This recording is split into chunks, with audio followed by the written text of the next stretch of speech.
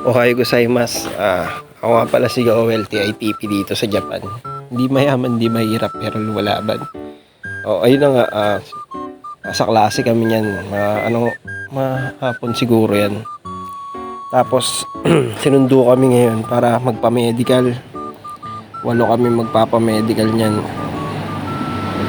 Para dire-diretso na bukas yung namin.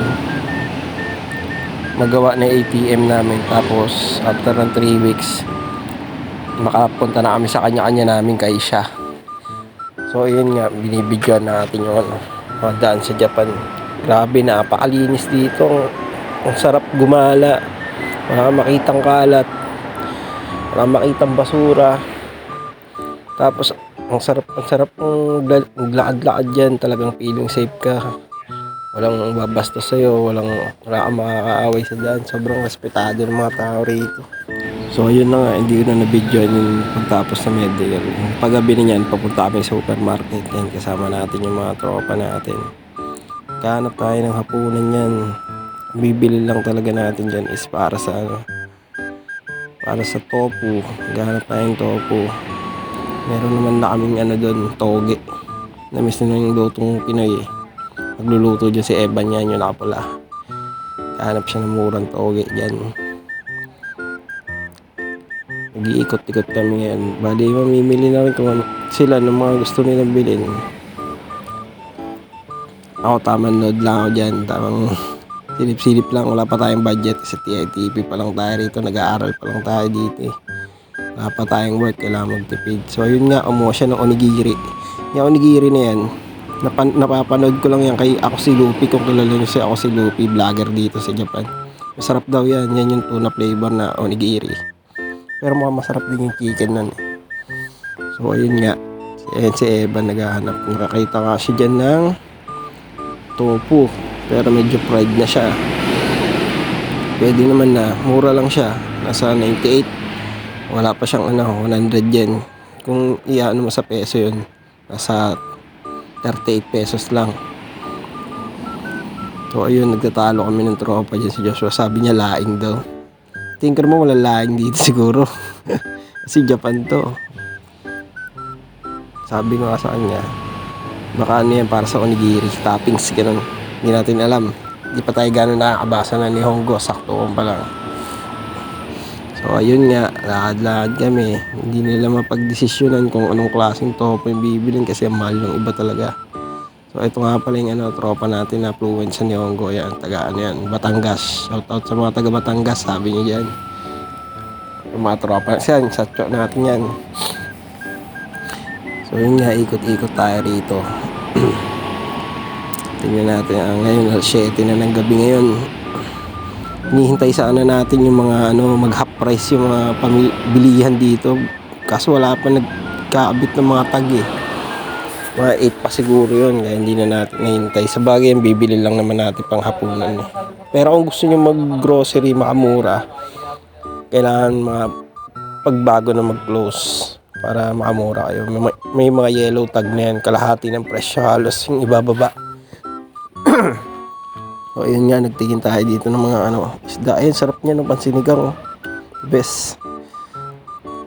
Meron pa ditong mga hipon tsaka yung crab yan. Mga squid. Sarap niyan. Kaya lang mahal talagang bilihin dito. So ayun nga.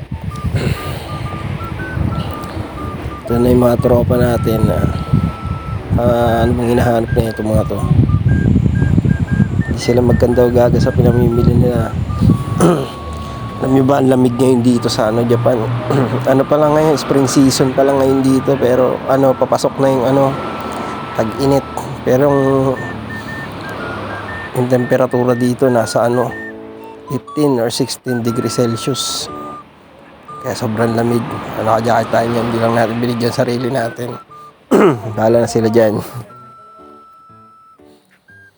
Inahanap natin ibang tropa na wala ibang tropa natin yung mga satya natin eh. Balikan natin sila sa kabila. Tignan natin doon.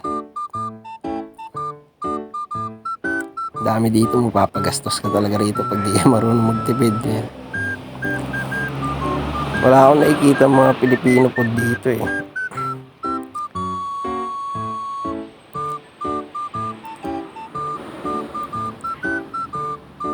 O yun, nakita natin dito yung mga tropa. Ito, tignan natin yung mga alak rito. Baka meron dito mga ano, mga alak ng Pinoy. Ang mamahal, grabe. Ayun, nandun pala si Satyo. Naku, mukhang walang alak dito na ano, mga Emperador Gin Bulag. Ito nga pala yung paborito ng mga TIPP dito. 100 yen lang yan. May convert mo sa peso, nasa 39 lang yan. Gabi-gabi sila nagiinom niyan. Paborito nila yan. Lemon na yan. Ano lang siya, 9% yata ang alcohol niya. O yun na, yun, namili silang pulutan. Mukhang magiinom to mga to kasi sabi birthday daw ni Satyo. Yung taga Nueva Vizcaya, ay taga Baguio namin na tropa. Yan, birthday niya ngayon. Kamusta daw mga taga Benguet? Ayun na, lumampot na si Satyo na maiinom. Patay na tayo nito. Dalawa pa. Ano bang klaseng alak yan? Black Clear.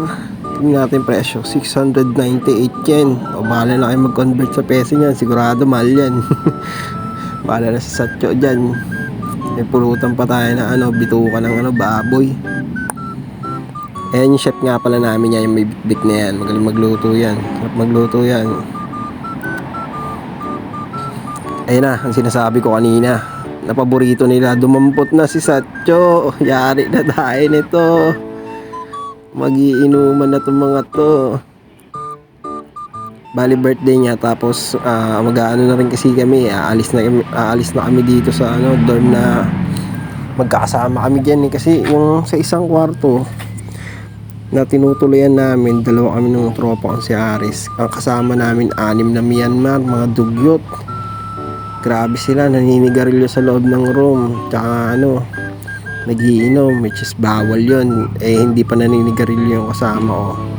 Talagang masakit sa ilong. Kahit ako, nababahuan din ako. Kaya nag-request kami ngayon na tumipat kami ng apato para din sa kalusugan namin. Kasi di ba mahirap na. Tapos eto, yan yung nakikita nyo, yung mga basyo na inigiban namin yan. Mineral water yan, libre yan.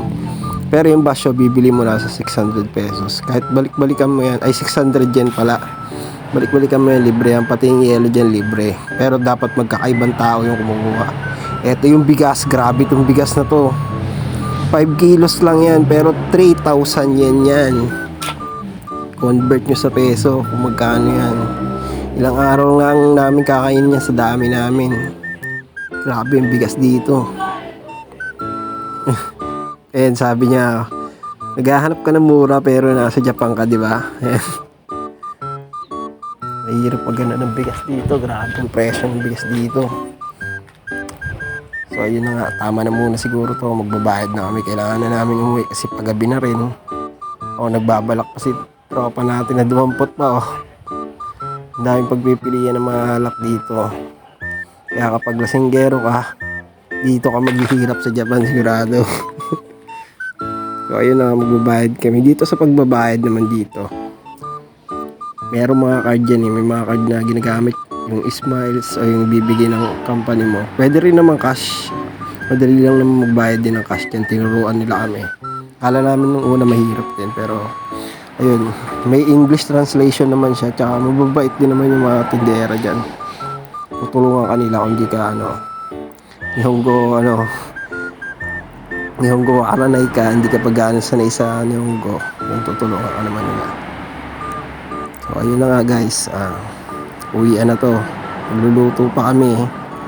Kailangan din na matulog na maaga. Bye bye guys.